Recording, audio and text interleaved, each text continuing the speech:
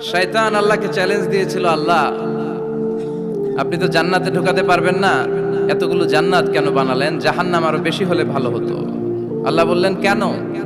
শয়তান বলে, আল্লাহ এই সবগুলারে আমি ওয়াসওয়াসা দিয়ে মুনাফিক বানিয়ে নাস্তিক বানিয়ে জাহান্নামে ঢুকাবো।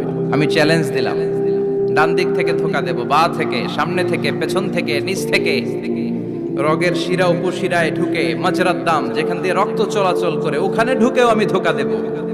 তো আপনি জান্নাতে ঢুকাবেন কেনমে?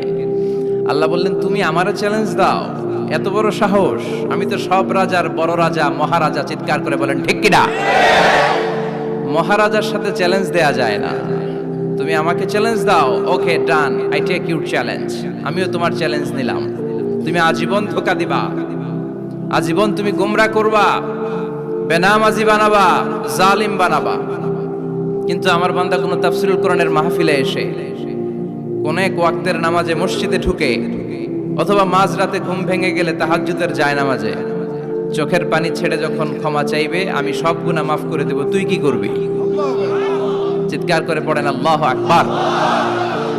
এজন্য ভুল নাই এমন কোনো মানুষ নাই। ভুল হয়নি শুধু নবীদের, এজন্য তারা মাসুম। আহলুস সুন্নাহ ওয়াল জামাআর ইতিকাদ হচ্ছে নবীদের কোনো ভুল নাই, ঠিক কিনা? ছোটখাটো যে ব্যাপারগুলো ঘটেছিল সেগুলো আল্লাহ অবশিষ্ট থাকতে দেননি, সেগুলোকে আল্লাহ ঠিক করে দিয়েছেন। চিৎকার করে পড়েন সুবহানাল্লাহ।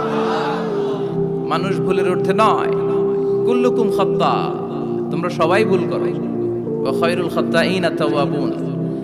আর এই ভুলকারীদের মধ্যে আল্লাহর কাছে শ্রেষ্ঠ ভুলকারী যে লোক ভুল করার পরে তওবা করে। কার কাছে? আল্লাহর কাছে।